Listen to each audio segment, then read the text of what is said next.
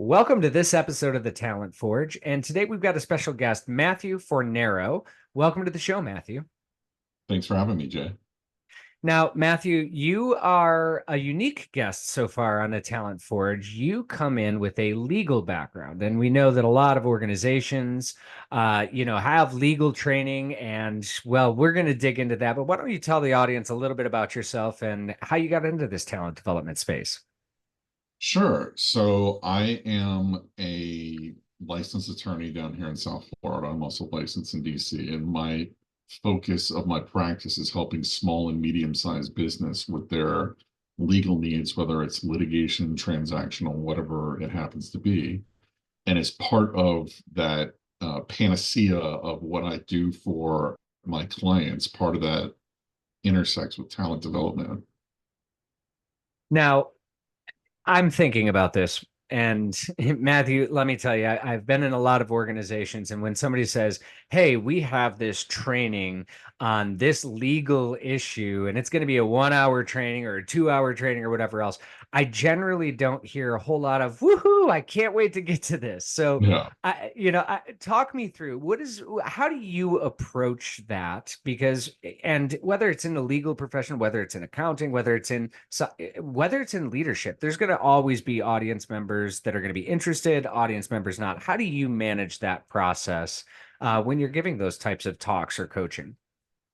Well, it's a challenge because, like you said, most people aren't too thrilled about hearing about legal regulations or what they have to do or how they have to report incidents at work or something like that.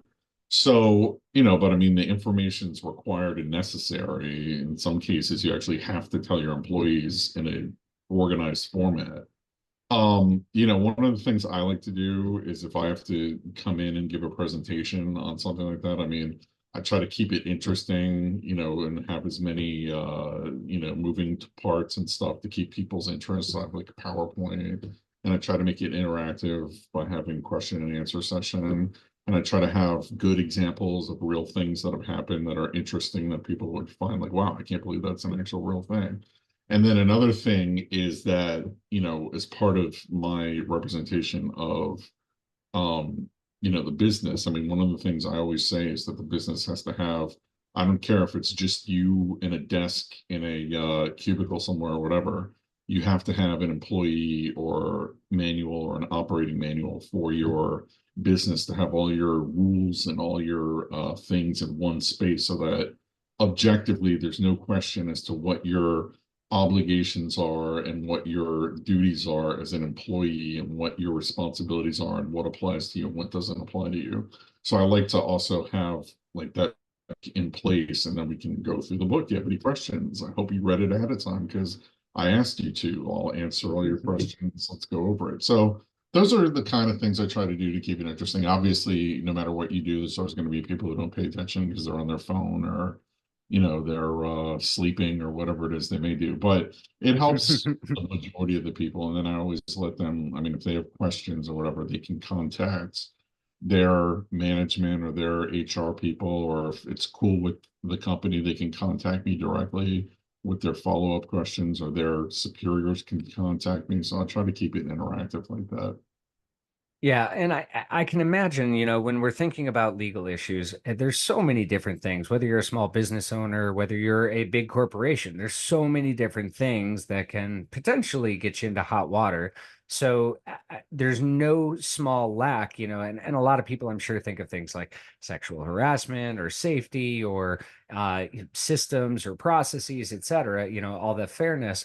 So what would be as you're thinking about, what are some of the most important legal topics that you think that a talent development, department needs to be kind of keeping all of the employees up on? Well, they have to make sure that they're up on obviously all labor and employment laws, both at the federal and state level, because that's 100% an issue that's going to affect everyone at all times. You got to make sure that you're compliant with whatever local regulations there are, whatever trade standards there are, industry standards, things like that. As far as the organization itself outside of the talent has to make sure that they have their governing documents in place, like had mentioned, the employee or the operations manual. They have to have their corporate bylaws or their LLC operating agreement that says how everything operates and things like that. And everyone has to be informed and know, like actually review the materials and be up on the materials and know what their responsibilities and obligations are as part of being an employee at a company. Yeah. So let's go back to something you said. You keep it interactive. That's one of the ways that you keep the engagement on a topic that, like I said, a lot of the people in the audience may go, "Oh God, why am I having to sit here? Why do I have to go through this?" Even though it's required, even though it's part of the law, even though it's a necessity, and quite frankly, even though it is good for them and it's probably going to keep them out of trouble, they're still going to have that, I don't have time for this. So as you're keeping it interactive, I got to imagine maybe even asking questions or anything else, you probably get some answers to your questions that are just way out there or way wrong or way off. How do you approach that when somebody, because that's a challenge for a lot of facilitators, a lot of trainers. They don't know how to handle it when somebody gets a question wrong. And when it comes to law, I know there's so many nuances. I can imagine a lot of people don't quite get it right when they're answering a question. How does that play out for you? Yeah, there's, when you try to do something interactive where you do question and answer kind of session, there's always, I don't want to say like a smart aleck out there who gives like intentionally gives a dumb answer or, a challenging answer. But then there's people who are legitimately, they give bad or bizarre answers legitimately because that's what they think. So I think one of the things I try to do is pivot away from what they said and then go towards the truth. Like, I'll be like, can you, tell me about what do you think about this as a, and they'll be like, oh, I think you should whatever. And I'll be like, well, Jay, that's interesting. I'm glad we have your perspective on that. How about if we thought about it this way? Or how about if we apply the Mm. actual law to it and we discuss it like that way? And I kind of try to repivot and take the focus off their not so great answer and then give them like the actual correct information that they need. And then hopefully it sinks in and they're not like, well, I can, set off fireworks in the break room or whatever it is, they thought they could do or something like that. Funny story about that, Matthew. There was so an organization that I was one of the leadership in JCI USA. In the bylaws of that organization, it explicitly was written that they could not set off fireworks in the hotel after the successful election of a president. I was like, if that rule is in there, that means somebody did it before, Yeah, and they probably that's didn't talk to Matthew yeah, Fornaro. that's definitely something reactive because most of your special stuff in those instructions and those manuals is always because it really happened one day and no one thought about it. So let's take that as sort of a topic area. The law is obviously super expansive. We're never going to be able to know. As a layperson, I'm never going to be able to know all the different aspects that could or could not get me into trouble or could keep me out of trouble. And I'm certain that even as a legal representative, this is why, different areas have different specialties and research and all of that. So the expectation is not everybody's going to know everything. What would be your advice, or how would you help an organization how would you train them to think about things that maybe they don't know or that aren't getting covered? What would be, this is sort of that catch-all. When I'm doing leadership training at the end, I'm like, okay, and if this occurs, this is how you want to think about it. What are maybe some of the approaches that you take to prepare people for the unexpected or the unknown? Yeah, I mean, first I would kind of like we talked about a couple minutes ago, I would start at the top and look at the actual organization, like the president, the vice president, the manager, whatever, go over what their roles are, what they do, what their governing documents say about their business. If they have governing documents, that's another big topic. They don't have them, so then we have to put them in place, or we have to make sure that they're actually robust and they say how the business is run and what happens. Then we kind of work our way down from there to departments and then people in departments and then work our way down to employees and just be like, okay, here's what, and that's part of like the manual that should have like a schematic of how your business is organized, who's at the top, and then who, this person's in charge of this person's in charge of this person.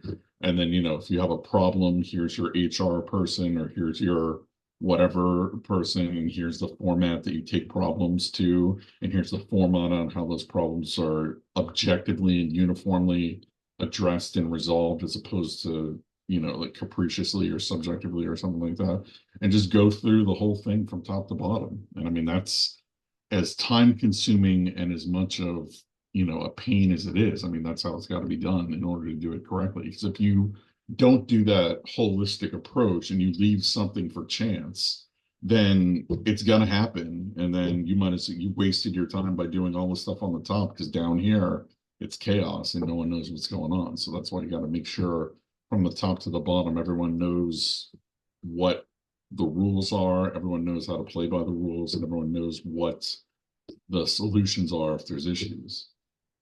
I love that. So let's talk about communication here, right? Because communication is such a nuanced aspect, and words matter, as we know. And when you're looking at law, they particularly matter. So as you're training in something that can be so specific, and I know like a lot of our people that watch the show, that listen to the show or watch the show on YouTube, they are trainers and they may be very technical. They may be talking about OSHA standards. They could be talking about manufacturing safety. They could be talking about a number of different things that are highly technical, in depth, and very, very precise. How do you make sure that your message is being communicated in a way that essentially, most of the audience, and I'm not going to say 100% of the audience understands it, but how do you really make sure that something that can be so technical and so nuanced really resonates or gets through in a meaningful way to that audience? Well, you try to present the message as simply as possible, but make it understandable. So maybe we have, like we'll have the official manual, and then we'll have like the cheat sheet version where it's like The the quick, Cliff's Notes. yeah, Yeah. like the quick version of, I have a problem with this, so I go here and go there, and try to work out, like have like a schematic kind of like flow chart thing going on is one way to do that. Where, okay, I don't have, it's like when you buy something and there's instructions on how to assemble it. There's the big book, and then there's the IKEA picture that shows how to do it. So you try to give people the IKEA picture where they can go to the big book and get all the answers. But if they're, bare minimum, you can go look at the schematic or the picture or whatever and figure out that, the two ends go like this and you put the screw in that way, as opposed Hmm. to, oh, I guess I'll just not do it or I'll do it wrong. So you try to simplify it as much as possible. And then you also try to have as much open transparency and communication as possible, where if someone has a question, they can go to the person in their organization who has the answer or can point them in the direction of the answer. And then if the person in the organization doesn't, maybe it's their outside attorney, their accountant, their, IT people, whoever has the answer, and then they can provide them with the answer. So it's kind of like a holistic approach like that. Yeah, it sounds a lot like teaching them to fish and also giving them a fish at the same time. So that's a pretty Yeah. pretty nice approach. I've spent many a times getting frustrated at IKEA directions, frustrated and a few bottles of wine into Yeah. a couple of those IKEA Yeah. builds. No, I love the concept, and I think that's a great takeaway, right? When you're working with something complex, try to make it as simple as possible, try to keep it to its core piece, and then provide that additional information. So I'm going to dig into that just a moment. How do you, with this technical information, what kind of approach do you take with, say, handouts, leave behinds? Do you have, cheat sheets, documents? What does that look like for you? And what are you thinking about when you're designing those documents? Yeah, like I have obviously the show to third parties for compliance purposes version, which is the all the bells and whistles and everything. And then I have like the cheat sheet of, I don't know, I if I have a question about insurance, who do I call? Answer, J. If I have a question about, whatever, who do I call or who do I email? Answer, blah, blah, blah. So I try to make it as like I have the big version where you can go to for all the answers, and then I try to just make a quick version of, if you have this issue, then contact this person kind of thing, where you don't have to read the entire book to figure out, oh, I have a problem with, my hourly pay. Let me call whoever. So Well, I love that too, because I am definitely not going to, and we talk a lot about like behavioral drives. And one of mine is, very driven to acquire. I will probably not look at all the details, but I will look at that cheat sheet and I will find what it is to get me to where I need to be. So I Yeah. love that kind of approach. When we think about topics like law, and we think about, any of the complex topics, one of the things that I'm certain, as you walk into that space, can you talk to me a little bit about, like, how does it feel when, because they could be asking, an audience member could be asking a question that's out of your field, maybe you don't have a good answer to, maybe you don't know and you'd rather research that. And I think a lot of our audience has probably, again, experienced something similar where, they know a lot, they're clearly subject matter experts, but we know that sometimes those questions can come out of left field and catch us awry. How do you handle that when maybe somebody's asking something that we don't have a good answer to in that moment? Yeah, I obviously know what I'm capable of doing and not doing, and that's, I don't want to sound self-righteous, but that's very important because I don't venture into areas where I shouldn't be in the law. And I bring in for my clients, I bring in specialists or other attorneys who focus on those areas when it's outside, my wheelhouse or whatever you want to call it, to assist them. So if someone has a super specific employment question where, I have, like I know about employment law or whatever, but we're super, like we're talking like, you Deep know, level. Yeah, OSHA compliance, right. 1,000 page of the manual, I'll be like, well, that's a great question. I would refer you to, and then if they really want, I mean, I'll refer them to an attorney who specializes solely, whose attorney's entire practice is just OSHA compliance. That's literally all the Yep. attorney does. So I'll bring in those specialists for my clients when we have those issues that arise, because I want them to get the best information possible for them to make the best business decision possible on what they're doing. And then if it's like at a Q&A session where someone's asking something super specific, I'll just tell them, like, that's a great question. I don't know the specific answer, but if you want to know the answer or whatever, I can, refer you to someone afterwards, come up to me or shoot me an email and I'll give you the information if you really want the answer. Well, and I think that's so important because especially like trainers that are early in their career, I've seen them try to answer questions that's definitely either out of scope, out of topic, out of context, or out of their expertise wheel, and then answer the question and go, I'm sitting there and going, that's not gonna yield the result that you're hoping it's going to yield. So Yeah, I love the concept of being confident and saying, hey, I know my stuff. This is my wheelhouse. This is what I'm going to answer for you. If yeah, not, I'll find you the right person. Beautiful. Um, no. from a large level, and when we're thinking about legal training, what do you find, or legal training, or even like, and again, kind of applying it to the larger complex, deep training, how how do you structure your time? Do you do this like maybe in half-hour sessions, in full day sessions? What does that look like? How do you make sure? Because I mean, some of this can be really in depth. It can take a lot of cognitive thought. It can take a lot of like it could be exhausting to kind of nuance through some of those different pieces. How do you, in that sort of like larger framework, what do you find to be one of your best practices in setting time or scope for these types of trainings or talks? I try to break it up into multiple sessions and try to keep it as short as possible. Because, like I said, you're going to lose the average person's attention span after X amount of minutes. So we don't need Mhm. a 8 hour day together where, hour eight, we're lucky we're alive, let alone going through stuff. So I'd much rather, I don't want to take up your time. I don't want to, feel like you're wasting your time, but I'd much rather give you a few small bite-sized nuggets than just try to inundate you with everything at one sitting and it's gonna be a disaster. So I'd much rather spread it out over time, once a month, once a whatever it takes, and then we'll go over it and make sure we do it right. As opposed to be like, well, from 9 a.m. to 5 p.m. today, other than 1 hour lunch break, you're mine. That's not how I approach those things. That's not how I approach those things. No, and I love that. We talk a lot. We've actually had some conversations with micro learning experts on the show that'll even tell you, hey, if you can do this in bite-sized chunks, if you can do it in small sessions spread out over time, you get a much better chance of it being sticky and staying with them, and that they're actually going to shift behavior. So, Matthew, as we're kind of coming to the end of our time here, I want to ask you, uh, do you have any last, tips that you want to share with our audience of coaches, trainers, HR people on how to really think about, giving talks on some of these complex type topics?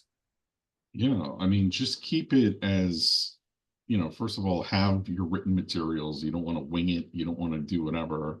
Have supporting written materials that you can hand out so that, it goes along with your presentation. I mean, just like I was just saying, you want to make it as compact and as informative as possible. You don't want it to go meandering around. You don't want it to go on and on. And just if you need to do it, break it down into multiple sessions as opposed to one big session. And I think it's a much more effective approach because your client or your employees or your people know that every other Tuesday from 10 to 12 we're going to have whatever training or whatever versus next Friday all day long. It's boot camp, and you don't want to do that. So I think that's a much better approach for people to take. I love it. Some awesome takeaways from this conversation. Keep it simple. Make sure that you are providing the resources for them to dig in deeper, making sure that, you're breaking it up. So that way it's not something that is absolutely hitting them over the head, for 4 hours straight, because nobody's going to be able to tolerate that on any topic. So great takeaways here, Matthew. How would our audience get in touch with you if they wanted to reach out and connect?